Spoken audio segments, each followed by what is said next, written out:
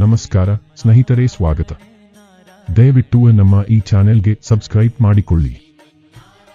ಭಗವಂತನ ದಶಾವತಾರಗಳಲ್ಲಿ ಎರಡನೆಯದಾದ ಕೂರ್ಮಾವತಾರದ ರೋಚಕ ಕಥೆಯನ್ನು ತಿಳಿಯೋಣ. ಬಹಳ ಹಿಂದಿನ ಮಾತು. ದಾಯಾದಿಗಳಾದ ದೇವದಾನವರಿಗೆ ತಮ್ಮಲ್ಲೇ ವೈರ ಉಂಟಾಯಿತು. ಅದರಿಂದಾಗಿ ಎರಡು ಗುಂಪುಗಳ ನಡುವೆ ಆಗಾಗ ಯುದ್ಧವು ಸಂಭವಿಸುತ್ತಿತ್ತು.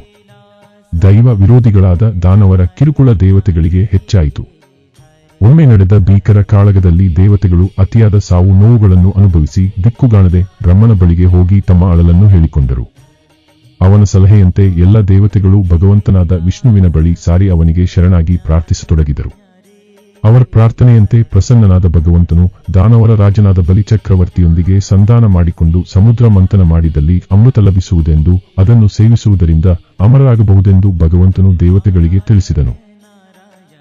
ಭಗವಂತನ ಸಲಹೆಯಂತೆ ದೇವತೆಗಳು ದಾನವರ ರಾಜನಾದ ಬಲಿಯನ್ನು ಮುಖಂಡನೆಂದು ಒಪ್ಪಿಕೊಂಡು ಮಂದರ ಪರ್ವತವನ್ನು ಕಡೆಗೋಲನ್ನಾಗಿಯೂ ವಾಸುಕಿ ಎಂಬ ಸರ್ಪವನ್ನು ಹಗ್ಗವನ್ನಾಗಿಯೂ ಬಳಸಿಕೊಂಡು ಅಮೃತಕ್ಕಾಗಿ ಸಮುದ್ರ ಮಂಥನ ಕಾರ್ಯವನ್ನು ಪ್ರಾರಂಭಿಸಿದರು.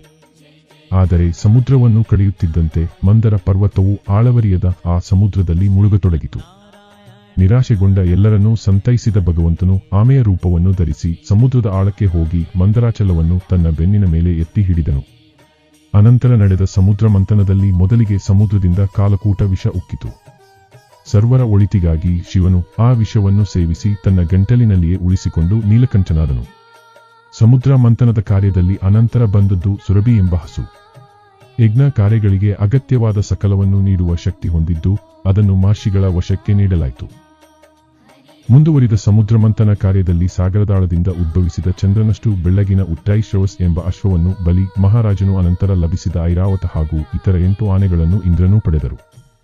ಅವುಗಳ ಅನಂತರ ಲಭ್ಯವಾದ ಕೌಸ್ತುಭ ಎಂಬ ಮಣಿಯು ಮಹಾವಿಷ್ಣುವಿನ ವಕ್ಷಸ್ಥಳವನ್ನು ಅಲಂಕರಿಸಿತು. ಆದರೂ ಅವರು ನಿರೀಕ್ಷಿಸಿದ್ದಂತೆ ಅಮೃತ ಮಾತ್ರ ಇನ್ನೂ ಉದ್ಭವವಾಗಿರಲಿಲ್ಲ. ದೇವದಾನವರ 2 ಗುಂಪುಗಳು ಸಮುದ್ರ ಮಂಥನದ ಈ ಕಾರ್ಯದಲ್ಲಿ ಬಹುವಾಗಿ ದಣಿದಿದ್ದರು. ಆಗ ಭಗವಂತನು ಸಹಸ್ರಬಾಹುವಾಗಿ ಸ್ವತಃ 2 ಕಡೆಯಿಂದ ಕಡೆಯಲು ಪ್ರಾರಂಭಿಸಿ ಸಮುದ್ರ ಮಂಥನ ಕಾರ್ಯಕ್ಕೆ ಸಹಕರಿಸಿದನು. ಆಗ ಬಂದದ್ದು ಪಾರಿಜಾತ ಪುಷ್ಪ ಮತ್ತು ಅನಂತರ ಉದಯಿಸಿದ್ದು ಅಪ್ಸರೆಯರು.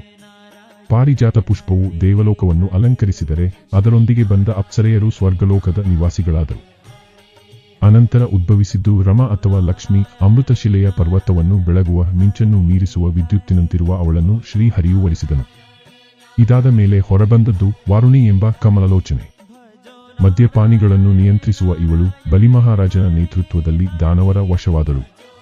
ಅನಂತರ ಸಮುದ್ರ ಮಂಥನ ಕಾರ್ಯವನ್ನು ದೇವದಾನವರು ಮುಂದುವರೆಸಿದರು. ಆಗ ಮಹಾ ಘಟನೆಯೊಂದು ನಡೆಯಿತು. ಸಮುದ್ರ ಮಧ್ಯೆಯಿಂದೊಬ್ಬ ಮಹಾಪುರುಷನು ಮೇಲೆದ್ದನು. ಅವನೇ ಧನ್ವಂತರಿ.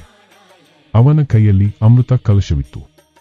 ಅಲ್ಲಿಗೆ ಸಮುದ್ರ ಮಂಥನ ಕಾರ್ಯವು ಪೂರ್ಣಗೊಂಡಿತು. ಹೀಗೆ ದೇವದಾನವರು ಅಮೃತಕ್ಕಾಗಿ ನಡೆಸಿದ ಸಮುದ್ರ ಮಂಥನದಂತಹ ಮಹಾಸಾಹಸದ ಕಾರ್ಯದುದ್ದಕ್ಕೂ ಕೂರ್ಮದ ರೂಪದಲ್ಲಿ ಮಂದರ ಪರ್ವತವನ್ನು ತನ್ನ ಬೆನ್ನಿನ ಮೇಲೆ ಹೊತ್ತು ಸಹಕರಿಸಿದ ಭಗವಂತನನ್ನು ಅಂದಿನಿಂದ ಮಹಾಕೂರ್ಮ ಎಂಬ ನಾಮಾಂಕಿತದಿಂದ ಸಕಲ ಭಕ್ತವರ್ಗವು ಸ್ತುತಿಸಿತು ಎಂಬಲ್ಲಿಗೆ ಭಗವಂತನ ದಶಾವತಾರಗಳಲ್ಲಿ ಎರಡನೆಯದಾದ ಕೂರ್ಮಾವತಾರದ ಕಥೆಯು ಮುಕ್ತಾಯವಾಯಿತು.